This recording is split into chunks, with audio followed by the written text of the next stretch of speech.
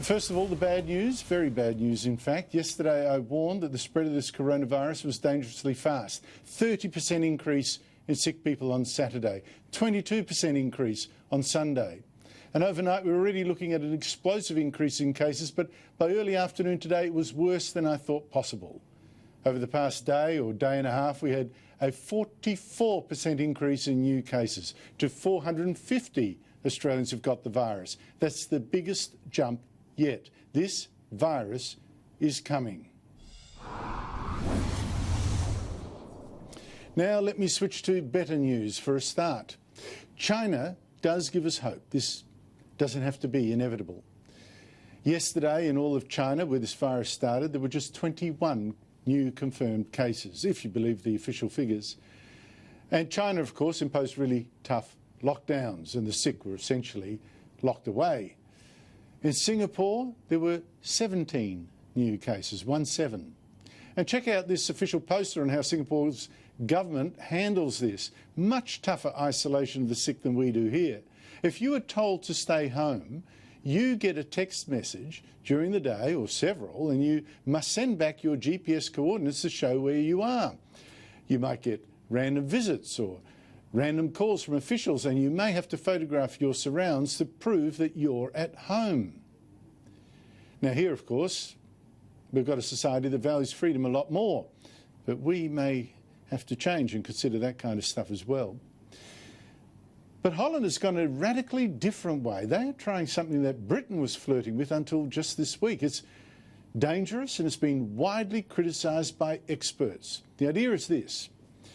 So the Dutch Prime Minister says Holland will still slow the disease by banning big public meetings like we've done here, but it won't do what Italy and France have done and force everyone to stay at home. It says let people get the virus and then get immunity and protect the vulnerable until that moment, the old and the medically frail. And thinking behind that is that younger people very rarely die from this. And in time, the Dutch hope there will be kind of herd immunity, so many people immune that it won't be passed on. Because shutting the economy, they think, costs too much and will not work long term. In dat scenario zouden we ons land feitelijk een jaar of zelfs langer moeten platleggen, met alle gevolgen van dien. En als het praktisch al zou kunnen om mensen zo lang alleen met toestemming hun huis uit te laten komen, dan nog kan het virus meteen weer de kop opsteken als de maatregelen worden ingetrokken.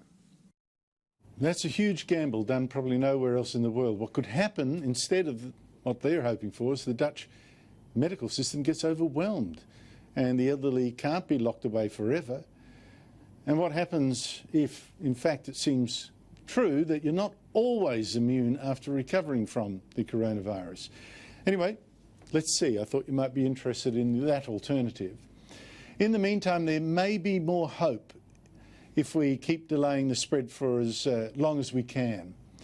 Maybe some hope for a vaccine in the meantime to be developed, even a cure. And that kind of research normally takes years, but the speed this time is astonishing. Researchers at the University of Queensland think they might be onto a vaccine. A team of Melbourne scientists believe they've discovered how the human body overcomes the COVID-19 coronavirus.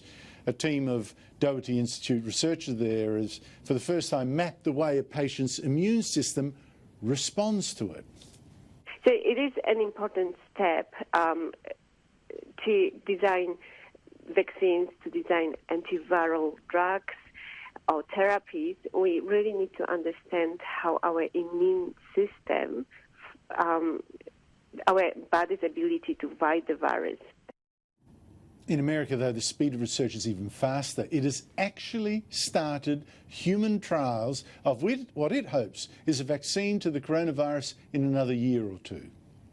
The first injections for the first person took place today. The individuals will be followed for 1 year, both for safety and whether it induces the kind of response that we predict would be protective. And that's exactly what I've been telling this group over and over again. So it's happened. The first injection was today.